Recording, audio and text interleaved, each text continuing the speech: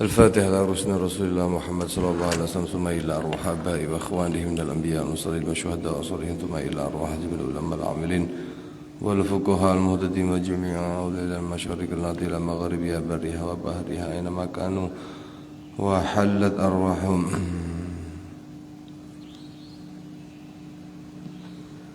خصوصا إلى روح مؤلف هذا الكتاب العالم العلامة حجة الإسلام وبركة الأنام سيدنا الإمام أبي حامد محمد بن محمد بن محمد بن أحمد الغزالي وجميع مشايخنا ومعلمنا في الدين ووالدينا وأمتنا وأمواتكم وأموات المسلمين أجمعين أن الله سبحانه وتعالى يتغشاهم بالرحمة والمغفرة وأن الله يعلي درجاتهم في الجنة ونفع ببركاته وأسراره وأنوارهم يزول الفتوح والمنو والرسوخ والصلاح بالرغبة بدل النسوح وأن الله يزول منا في العمل ويحفظنا من السوء وزوجة والعمل ونفس والعافية ويختمنا بالخطوة وراضين أن على هدينية وعلى كل نهج صالح جامعة شاملة من خيرات الدنيا والآخرة إلى حضرة النبي محمد صلى الله عليه وسلم بسر الفاتحة. الحمد لله رب العالمين الرحمن الرحيم الصراط المستقيم المغضوب عليهم ولا الضالين.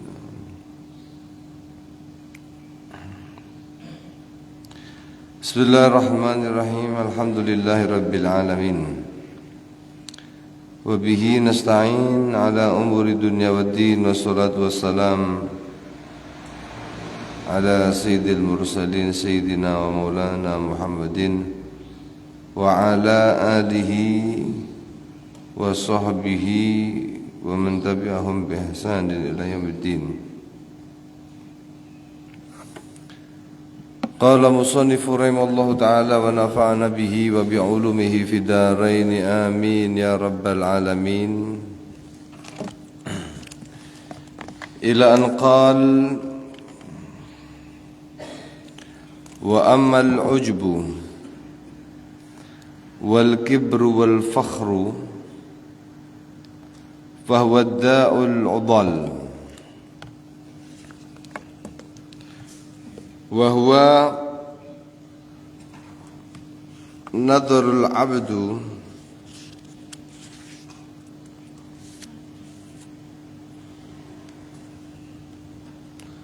إلى نفسه بعين العز والاستعظام ونظره إلى غير بعين الذل والاستحقار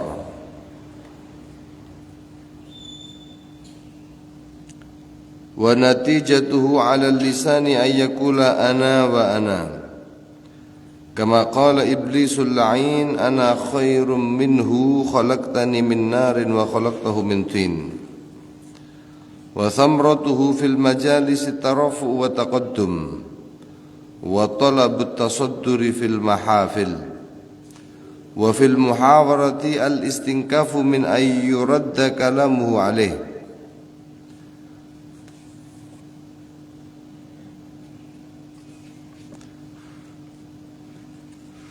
para rawuh, para hadirin ugi para hadirat sing dipun rahmati dening Allah Subhanahu wa taala, khususipun jajaran takmir Masjid Al-Islah, ugi para sesepuh ingkang kawula mulyakaken ingkang tansah mugi dipun mulyakaken dening Allah Subhanahu wa taala.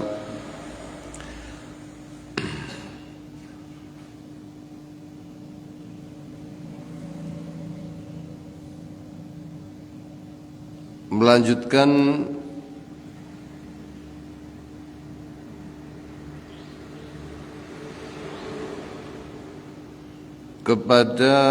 pada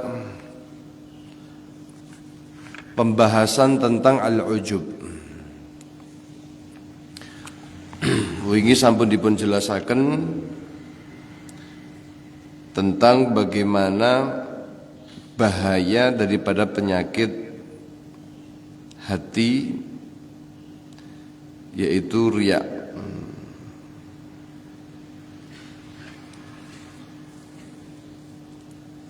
Pengertian riya ayudhirul insanul amal salih lil akharin. Intinya adalah menampakkan amalan soleh kepada orang lain tidak cukup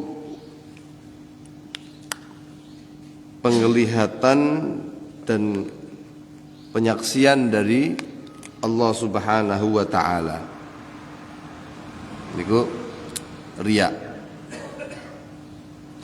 Au yuhassinahu indahum, atau dia memperbaiki amalnya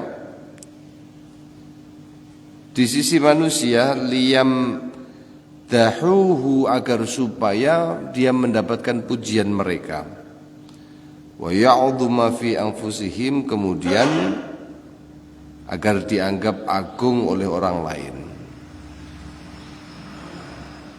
Niki riya. Di sini disebutkan wa ammal ujubu wal kibru wal fakhr. Nah, napa bedane lek takabur genah sombong nggih. Al fakhr niku ta'azzum. Perbedaan riya dengan fakhr. Fakhr itu sama dengan riya, terjadi pada amalan soleh atau ibadah. Riya niku terjadi amalan soleh dan ibadah, sedangkan fakhr pamer niku terjadi pada amalan duniawi. Sebagian ulama mengatakan begitu. Perbedaan antara tafakhur dengan riya. Pamer harta, pamer pakaian, pamer, nah, niku perkara duniawi. Tapi riya niku amal. Nggih. Salate dan lain sebagainya. Niku tandane wong munafik riya. Innal munafiqina yukhadi'una Allah wa huwa khadi'uhum wa idza qamu ila sholati qamu kusala yura'una an-nasa wa la yadhkuruna Allah illa qalila. Orang-orang munafik itu menipu Allah. Padahal Allah tahu. Allah membalas tipuan mereka. Mereka mendirikan sholat, niku tandane nggih wong-wong munafik niku. Ketika melaksanakan sholatnya niku napa? Qamu kusala, alas-alasan. Gereja-gereja. Kalau kemudian melaksanakan sholat, semangat melaksanakan sholat, yura'unan nas. Lek dewi gereja-gereja, tapi begitu dia itu mulai semangat dalam ibadahnya, tanda mau munafik, pengen dilihat oleh orang. Wala yadhkurunallaha illa qalila, dan tidak berzikir kepada Allah, menyebut Allah kecuali sedikit. Niku apa? Riya. Sirkul ashar. Wa ammal ujubu, sakniki bahas masalah ujub. Wingi riya sampun macam-macam dipun bahas, terjadi pada semua lini dalam kehidupan, dalam beribadahannya.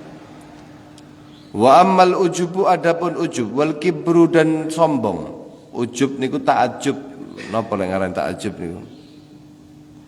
Ujub niku merasa tinggi, merasa agung atas kelebihan yang dimiliki oleh dirinya, menisbatkan ketika dia punya keunggulan, kelebihan itu kepada dirinya sendiri, bukan kepada Allah. Nggih. Lek gak aku sing nulungi, mati wong iki. Padahal dia bisa semacam itu adalah karena pertolongan Allah. Dia dijadikan sebagai alat. Alat Allah untuk menolong hambanya. Nah, dia tidak menisbatkan itu kepada Allah, tapi mengagungkan dirinya. Nah, ini namanya apa? Ujub. Ujub. Jadi definisinya ujub itu isti'dhamun ni'mah. Merasa agung ketika memiliki suatu nikmat. Warrukunu ilaiha, dan bersandar kepadanya. Ma'anisyani idhafatiha ilal mun'im. Dia lupa mengidhofahkan, menyadarkan kepada sang pemberi nikmat, padahal dia itu adalah orang yang mun'am, bukan mun'im, orang yang diberi nikmat, bukan orang yang memberi nikmat, bukan timbul dari dirinya itu, bukan, tapi pemberian saking Gusti Allah Subhanahu wa taala.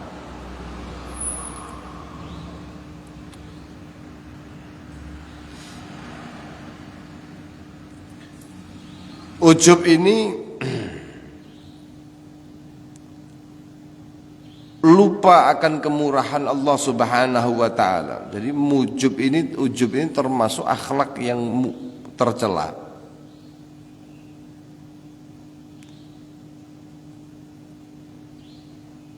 Dan Allah Subhanahu wa taala sebutkan bahwa salah satu sebab kalahnya kaum mukminin adalah karena adanya sifat ujub pada diri mereka. Sebagai contoh dalam surat Taubah,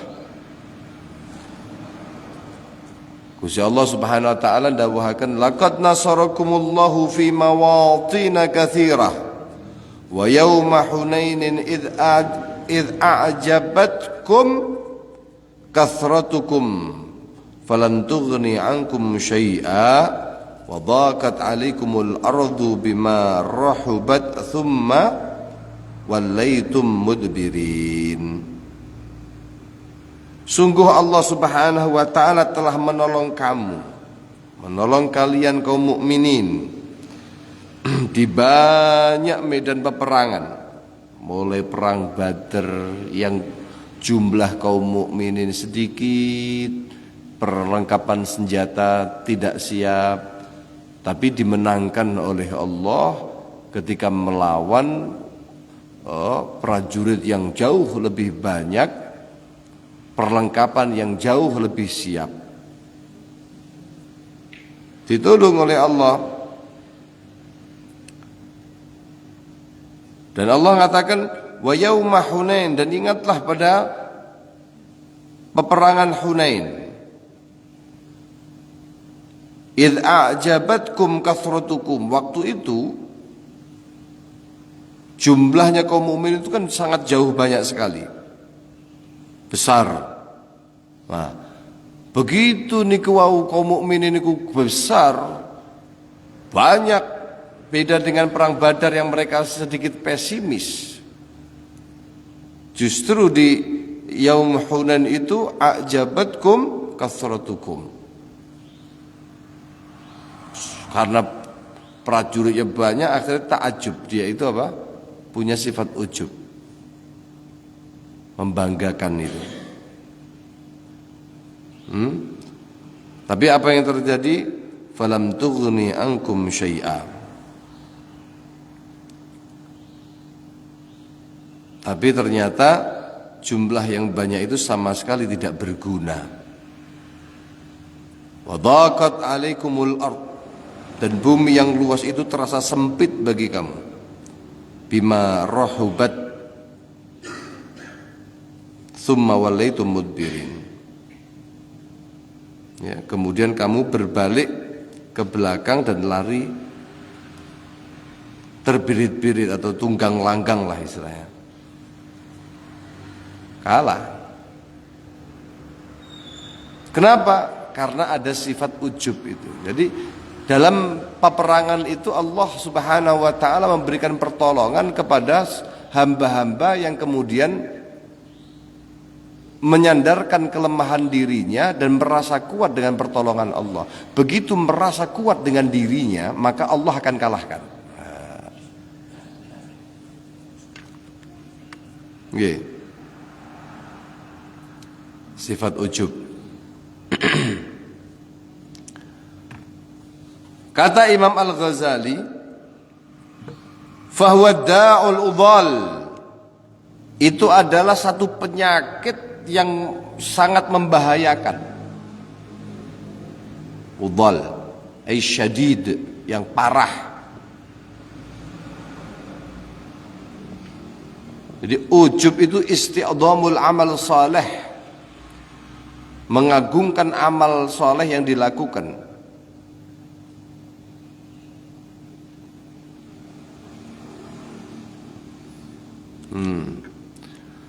Ujub ini para rawuh yang dirahmati Allah Subhanahu wa taala pernah dikabarkan oleh baginda Nabi sallallahu alaihi wasallam bahwa sifat ujub niku lek wonten teng ngarsane menungso datang pada diri seorang, maka akan mendatangkan azab dari Allah Subhanahu wa taala dan juga besar akan dosanya.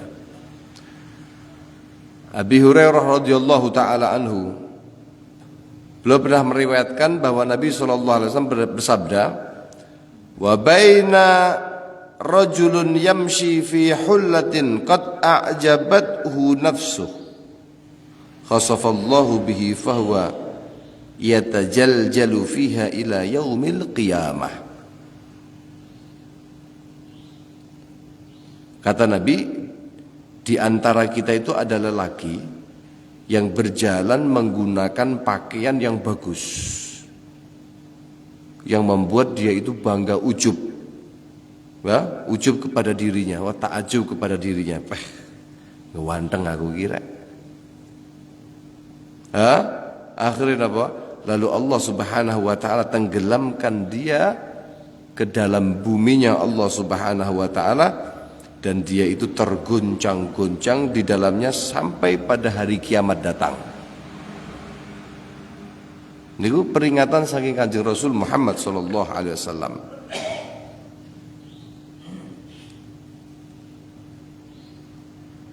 Sampai Nabi sallallahu alaihi wasallam beliau niku natos memperingatkan, laulam tuznibu, andaikan kalian itu tidak berbuat dosa, la khasyitu alaikum ma huwa akbaru minhu al-ujbah.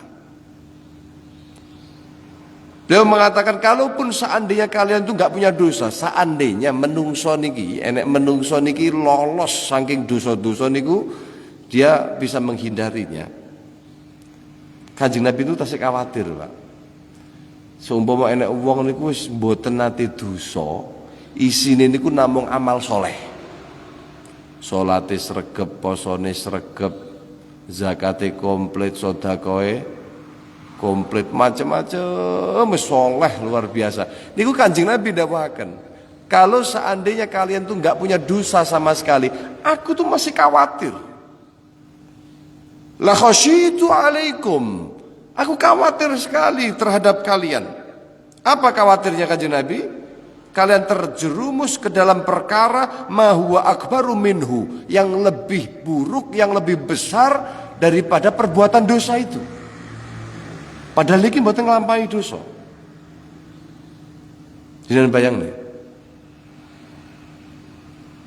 Tiang niki mboten nglampahi dosa, tapi Kanjeng Nabi justru mengkhawatirkan yang lebih besar daripada dosa yang dia telah bisa menghindarinya. Apa itu? Al-ujub.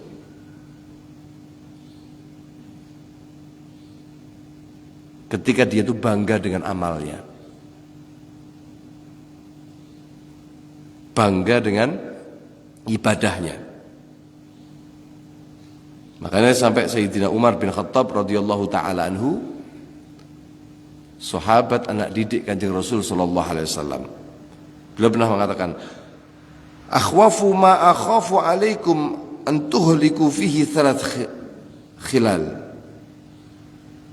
atau thalath khisal, yang kemudian kemarin disebutkan itu sebagai sabda Nabi yang sudah dibahas di pertemuan yang dulu-dulu. Apa niku? Syuhun muta' wa hawan muttaba' wa i'jabul mar'i binafsih.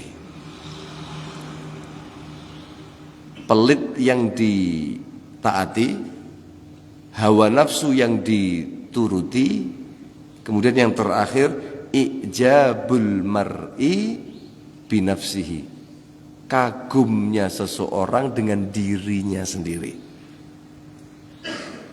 merasa aku ki paling soleh gitu esak ngantru niki, soalnya dugi datang saya di masjid ini paling awal, ora koyok sing ngaji kae tekone telat-telat terus.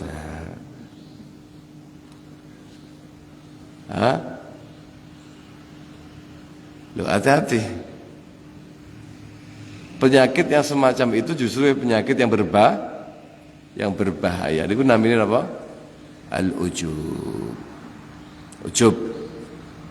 Faliyadu billahi min dzalik. Kalau kemudian wal kibru, kibir, sombong, ya, sombong itu dawuhipun ulama yang qasimu ila batinin wa dhahirin. Ana sing sombong niku secara batin, ana sing sombong niku secara dhahir.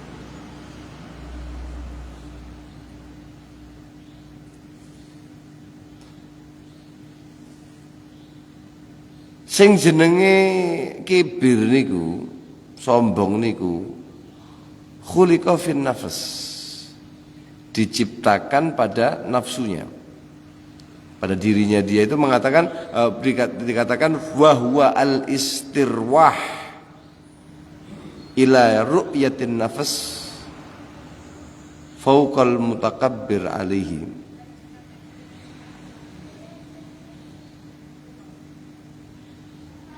Al-istirwah ila ru'yatin nafs, dia merasa apa? Lega dengan melihat dirinya melebihi kepada orang yang mutakabbar alaihi, yang diungguli. Jadi sombong itu, Pak, kalau sombong itu, kalau ujub itu tidak ada lawannya. Ujub niku mboten perlu ada kompetitornya.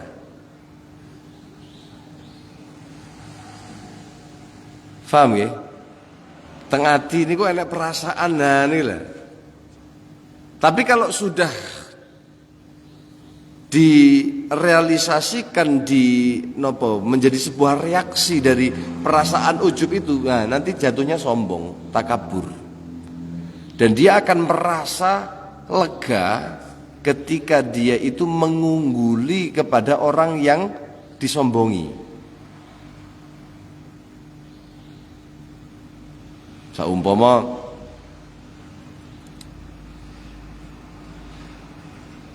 ana wong salat jamaah ngeten niki, dia berangkat paling awal. Lah enek wong sing biasanya awal niku, tapi terus diungguli sama dia datangnya jam 3 dan 3 kurang seperempat pun dugi ke masjid.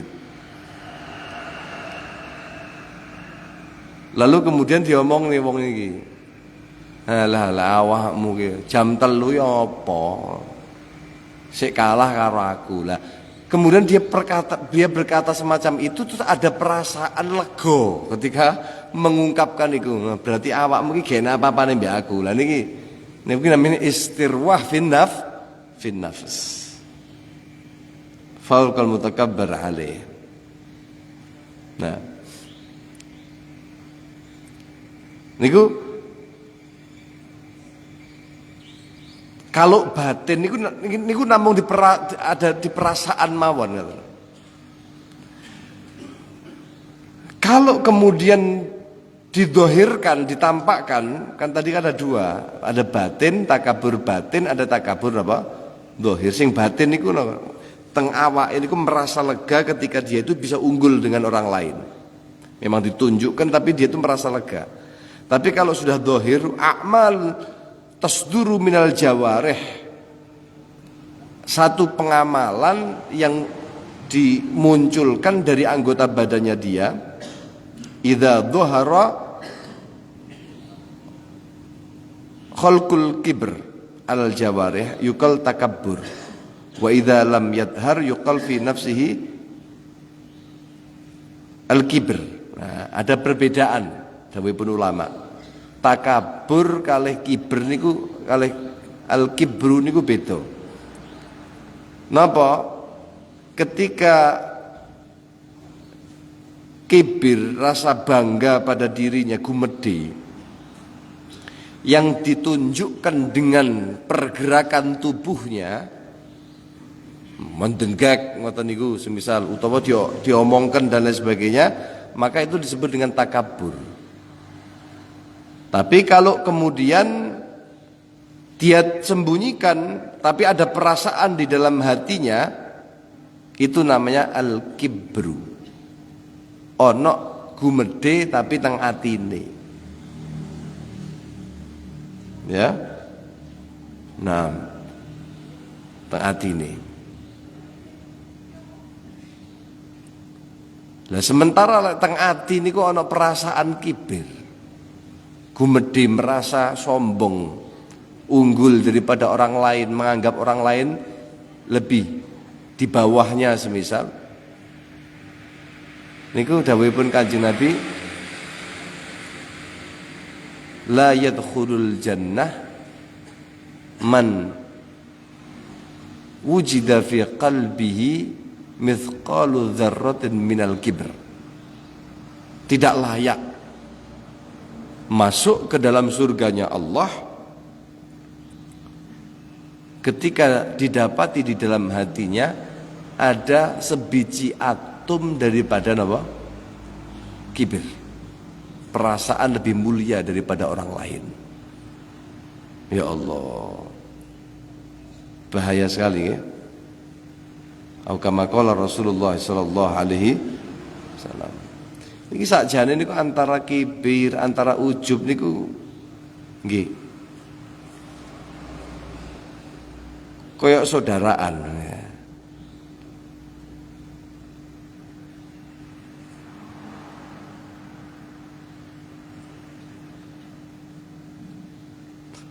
Jadi perbedaan yang mendasar antara ujub dengan takabur niku, perbedaan mendasarnya, ingkang namine ujub niku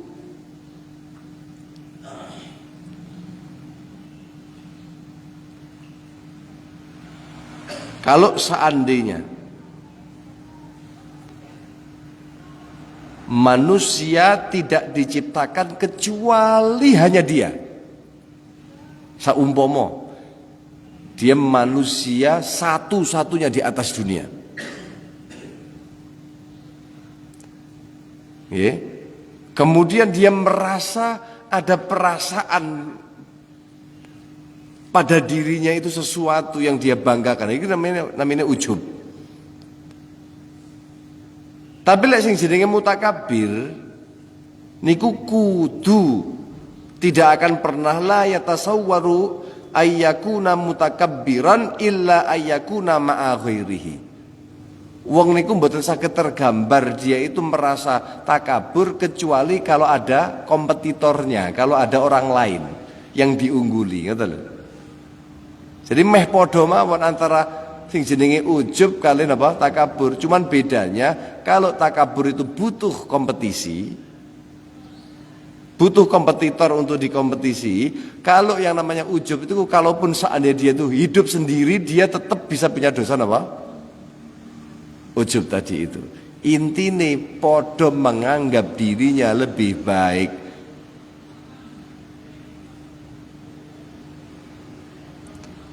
Wahwa dawuhipun Imam Ghazali, wahwa yang disebut dengan takabur itu al-kibru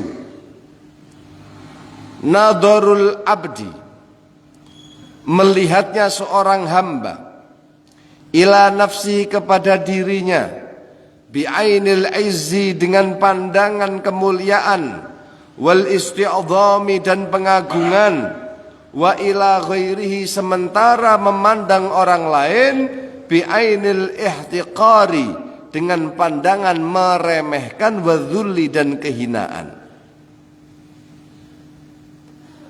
Nama lain daripada al-kibru atau takabur itu, nggih. Bedane al-kibru sama takabur wau sampun niku nggih. Bedane al-kibru niku wau kalian kata lain al-kibru niku adalah al-izzah, merasa mulia. Ya. Wa ta'zim, dia pengagungan kepada dirinya.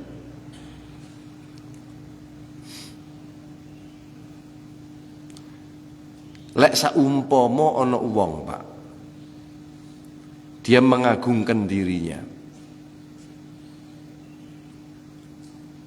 Aku ki untung iso tangi saged ibadah. Aku ki untung iso sedekah. Aku ki untung iso apik. Ista'dhama nafsah. Akan tetapi walakinnahu yara ghairahu a'dham min nafsihi. Ketika dia itu mengagungkan dirinya, tapi dia tidak menafikan orang lain, tidak memandang orang lain lebih buruk, tapi juga menganggap orang lain lebih besar lagi. Kula niku untung, kula niku wong apik, iso nang masjid iki. Karena dawuhipun Gusti Allah, napa menika? Innama ya'muru masajidallah man amana billahi wal yawmil akhir. Oh, berarti kula niku wong iman kula niku. Nah, dia membanggakan dirinya, dia kan menyombongkan dirinya.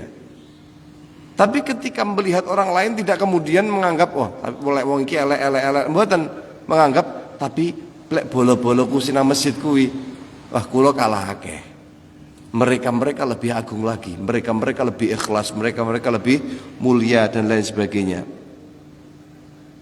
Atau menganggap bodoh, saya dengan yang lain itu sama. Maka orang yang demikian ini, walaupun dia menganggap mulia dirinya, tapi tidak tanpa merendahkan orang lain, niku fala yakunu mutakabbiran alaih. Okay? Dia tidak menikah menyombong, tidak menjadi orang yang mutakabbir.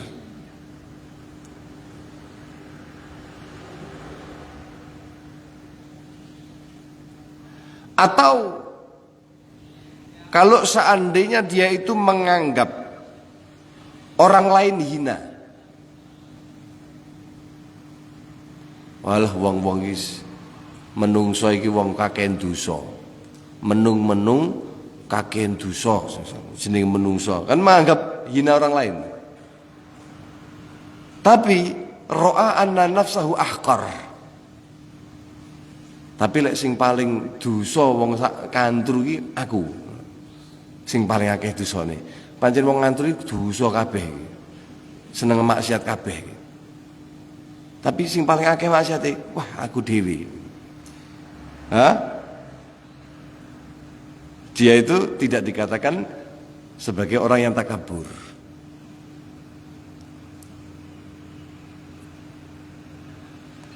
Nah,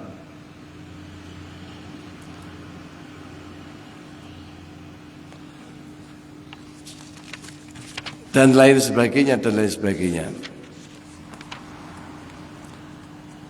Jadi takabur niku intinya adalah menganggap rendah orang lain dari dirinya. Pun ngoten mawon. Nggih.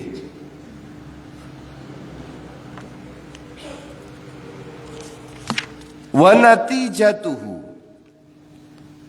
oleh wong niku takabur utawa al-kibru, sifat gumedhe niku, alal lisani, atas lisan.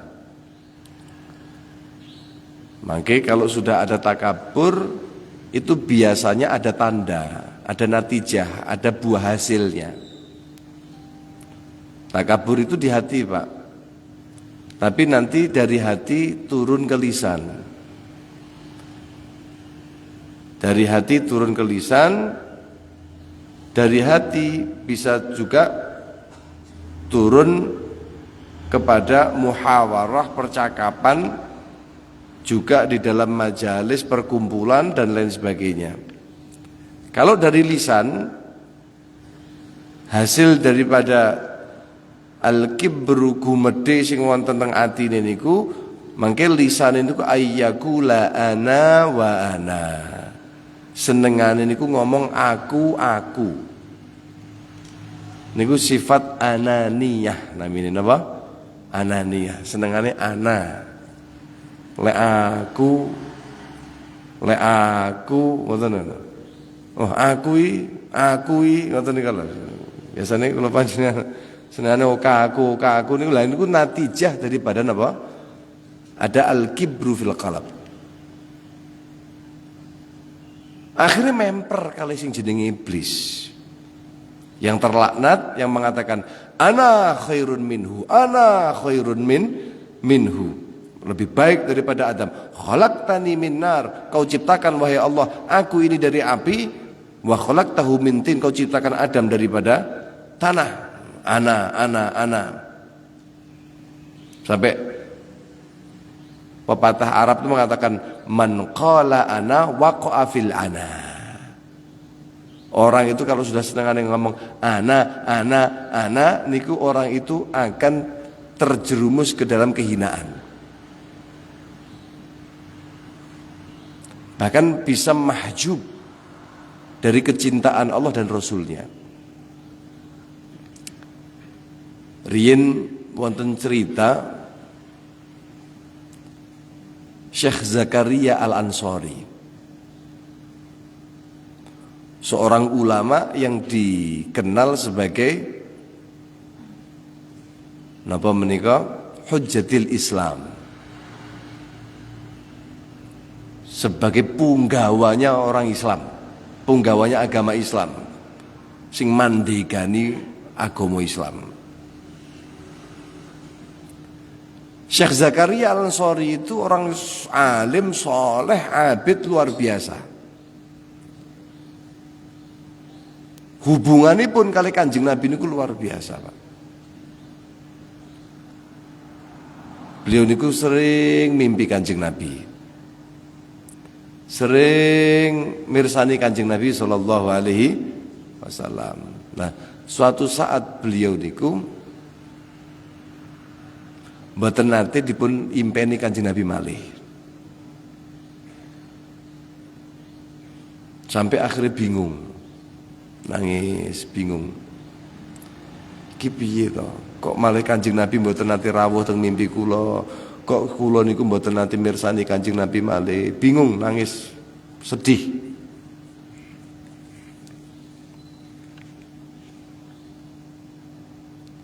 Kemudian Syekh Zakaria Al-Ansari niku angsal ilham.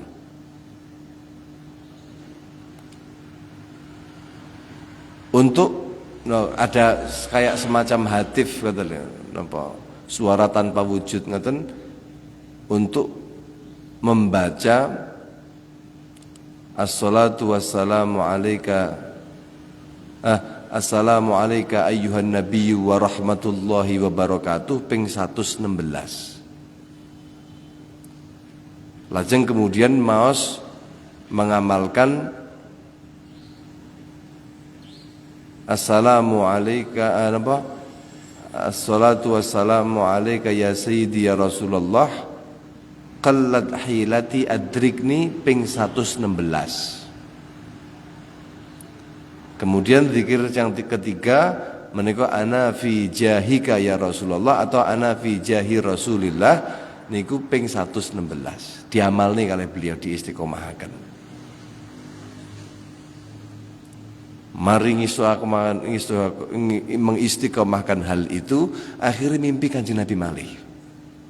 Wow, warem terus tangklet dateng Kanjeng Nabi, ya Rasulullah,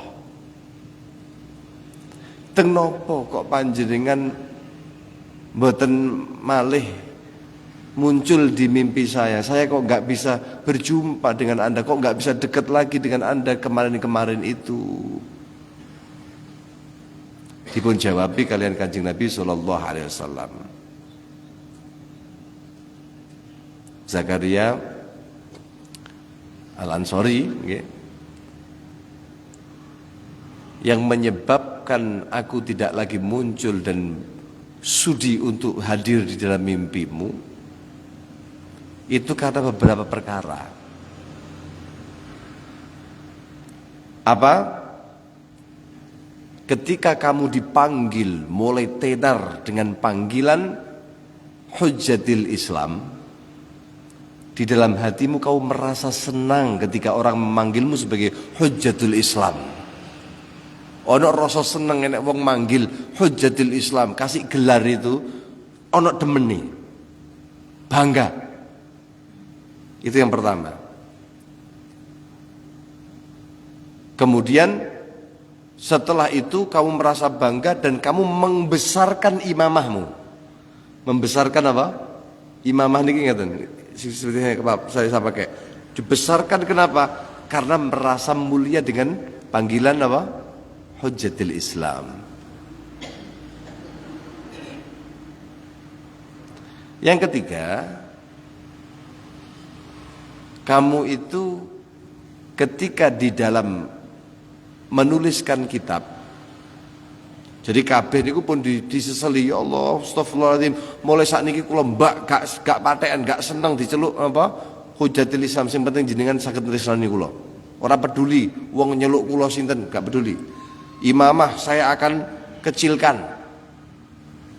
biar saya tidak merasa bangga dengan diri saya sendiri.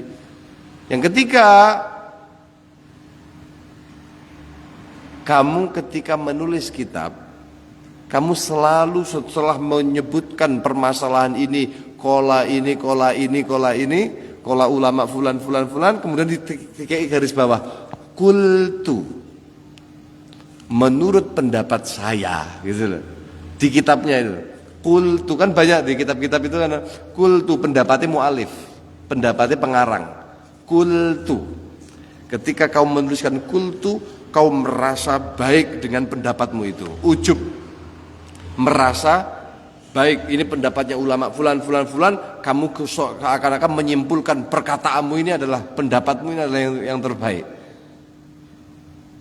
Akhirnya saya Zakaria matur teng Kanjeng Nabi, ya Rasulullah, kitab kula niku sampun tersebar di seluruh penjuru dunia ini.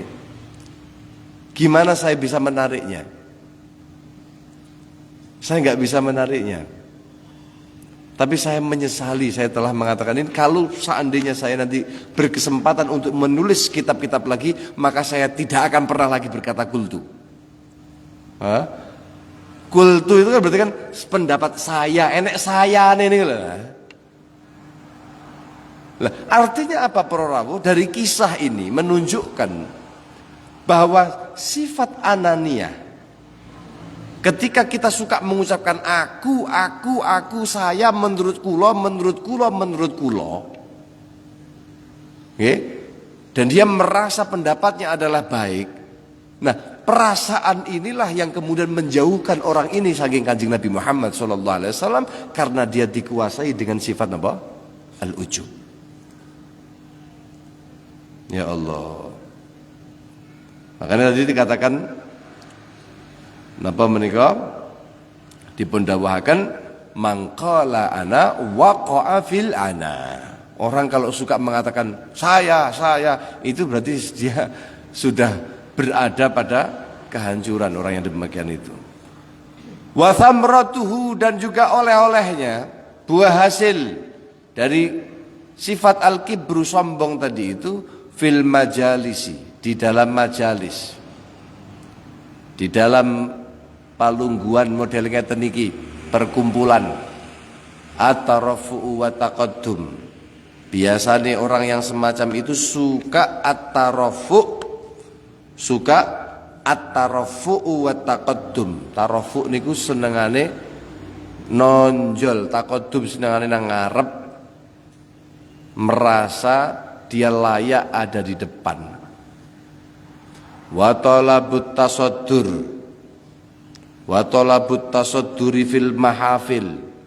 Dia itu selalu meminta untuk dia itu berada di depan fil mahafili, di dalam perkumpulan orang banyak, acara-acara maulid, acara nopo, lek mboten nang ngajeng niku rasane gak pantes. Lungguh kuwi wayahe nang ngarep. Utawa lek jenenge mboten disebut ngoten niku gelo.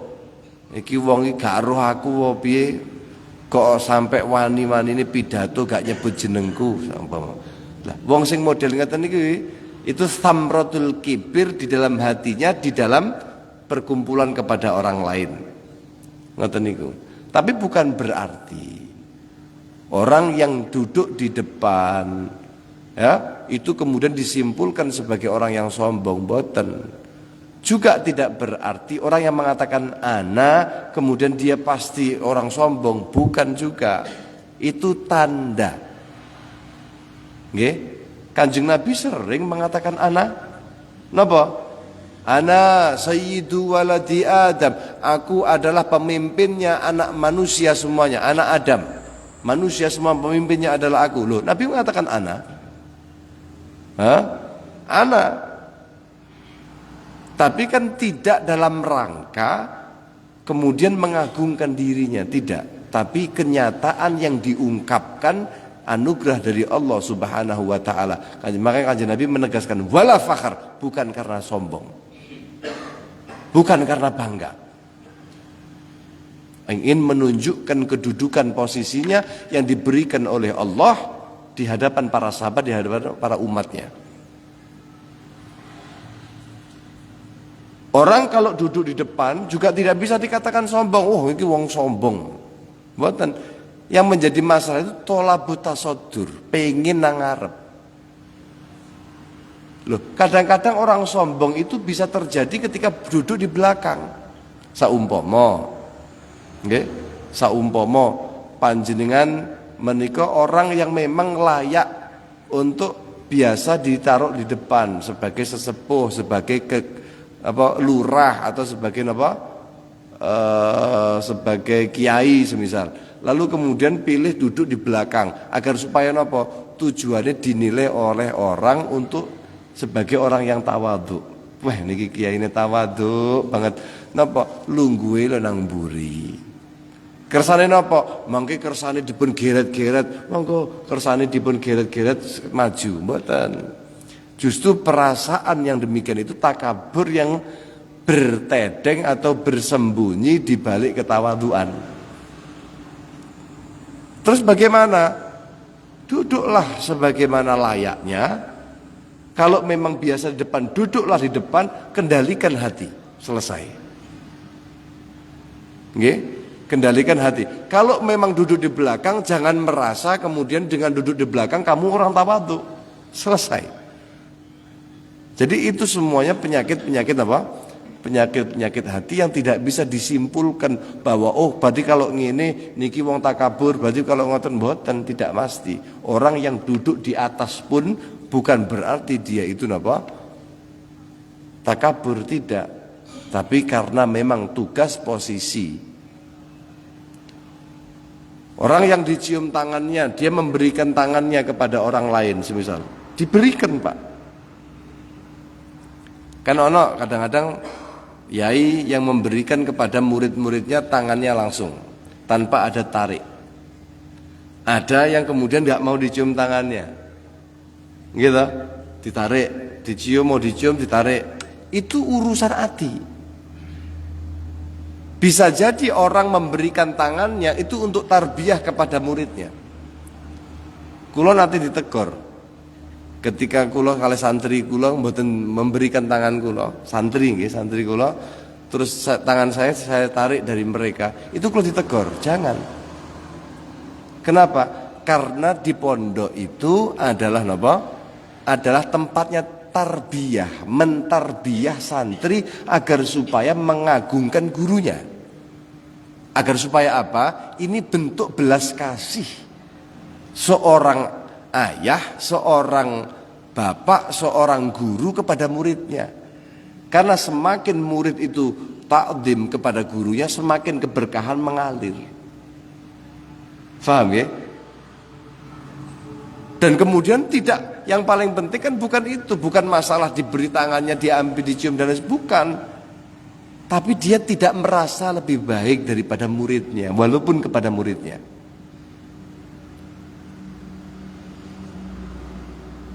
Jadi tidak bisa disimpulkan, betul. Mboten saged dipun simpulaken. Ada orang yang menarik, wah gak gelem diambung tangan itu sampai ditarik sampai delosoran kadang-kadang. Tapi tujuannya apa? Agar dinilai tawadhu, takabur. Dinilai sebagai orang yang rendah hati, takabur justru. Ya, takabur. Nah, yang penting mengendalikan dirinya. Pripun cara mengendalikan diri? Ya niki. Baca kitab semacam ini kita akan tahu diri. Baca peringatan-peringatan semacam ini kita akan tahu apa? Akan tahu diri. Wa fil muhawarati, dan juga natijah oleh sifat al-kibru di dalam hatinya manusia itu ketika al-muhawarah, ketika itu dalam perdebatan, perbincangan, dialek, ya, al-istinkafu ay al-imtina min ayyuradda kalamuhu min ayyuradda kalamuhu alih. Dia itu merasa tidak enak, merasa tidak nyaman, merasa jangan sampai ada yang membantah daripada perkataannya. Lek ngomong nggih niku kudu diiyani. Dia nggak mau ada orang yang menolak omongannya, mengkanter sikapnya. Nah, perasaan itu adalah daripada natijah al-kibru fil qalb. Nggih, al-kibru fil qalb. Ada sifat gumedhe teng atine. Lek kadung ngomong, awakmu lho iso ngomong, iso nyauri omonganku ki, sopo kowe. Nah, itu jelas namanya apa? Al-kibr. Atau ada satu sikap merasa dia yang paling berhak bicara. Dan ini biasanya penyakitin apa? Wong alim. Sampai ulama niku ndawakan min fitnatil alim, termasuk fitnah besarnya seorang yang alim itu napa menika dia itu lebih suka berbicara minal istima' daripada mendengarkan. Min fitnatil alim, termasuk fitnahnya orang alim itu adalah ayyakunal kalam, perkataan itu ahab ilaihi minal istima', lebih dia demeni, lebih dia sukai daripada mendengarkan. Lek kon pidato demen, lek kon ngaji demen, tapi lek kon melu ngaji prei, kon ngrungokne wong ceramah prei. Elek wong pidato ana wong ceramah dolanan HP. Wis gak ngrungokne ngomong dewi. Kenapa? Wah, sing mbok omongne iki aku apal kabeh. Jadi pengennya dia itu yang bicara, bukan yang mendengarkan. Yang mendengarkan tuh orang-orang awam itu. Aku wong alim kok. Lho enek wong iki wong alim liyane ngomong, aku seruh kabeh sing mbok omongno. Lah, itu termasuk fitnatil alim. Itu adalah ujian besarnya orang yang diberi ilmu oleh Allah. Tidaklah orang itu demikian kecuali ada namanya al-kibru fil qalb. Sifat gumedhe teng atine. Padahal Gusti Allah niku kadang-kadang meletakkan setiap pembicaraan orang yang bicara yang dari hatinya itu satu hal yang memberikan manfaat, athar, takfir, dampak di dalam jiwanya.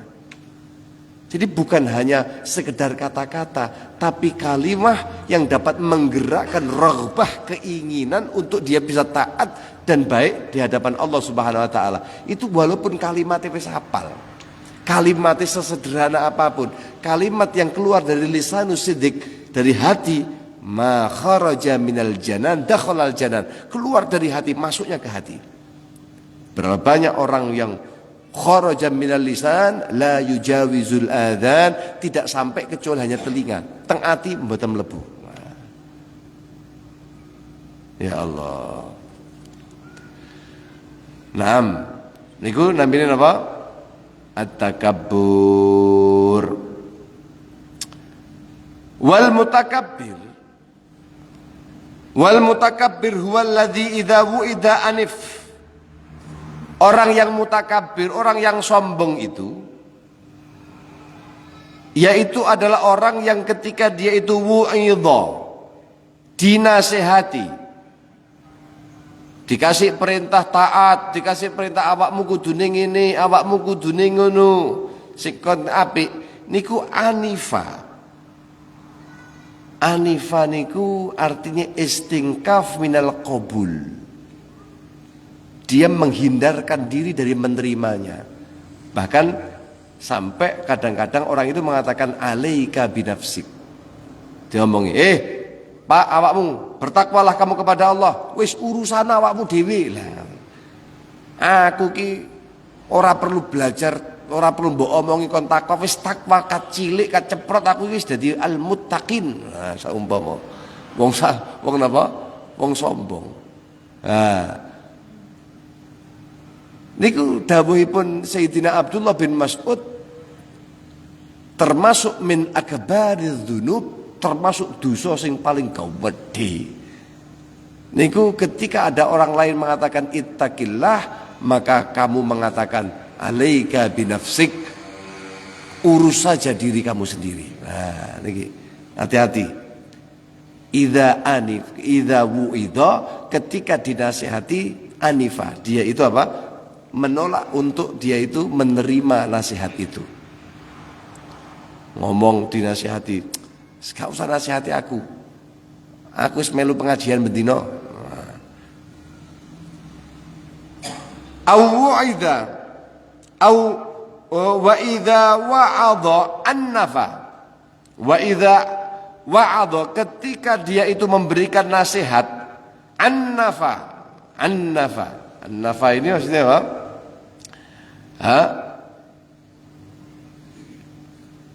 Dia itu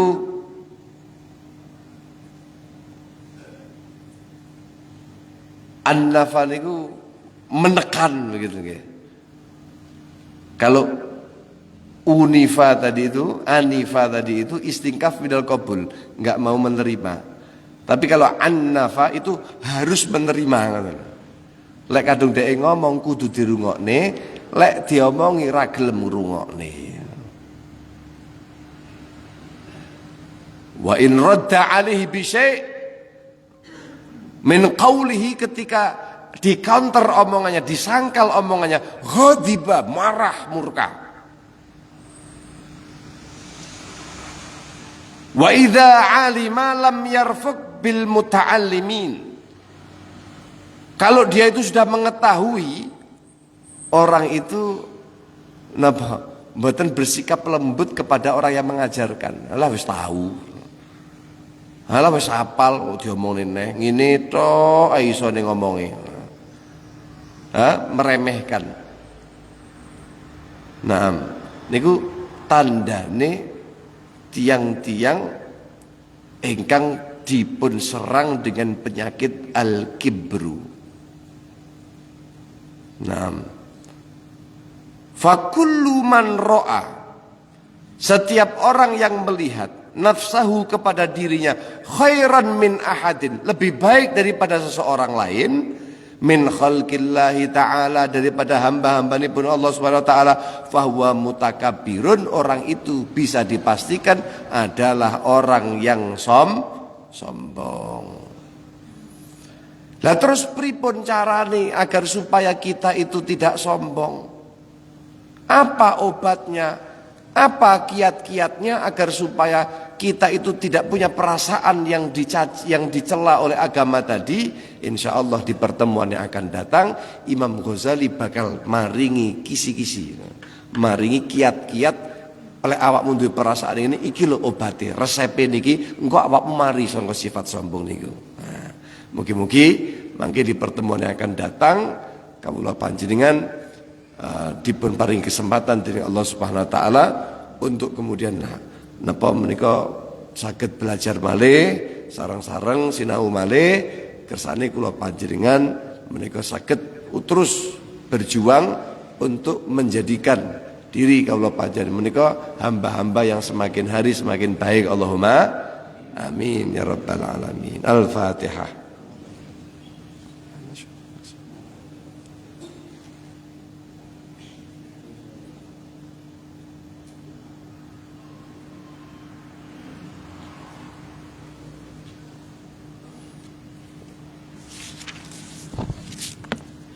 Kebetulan yang kata bila wonten lepat angin matur awal hingga akhir.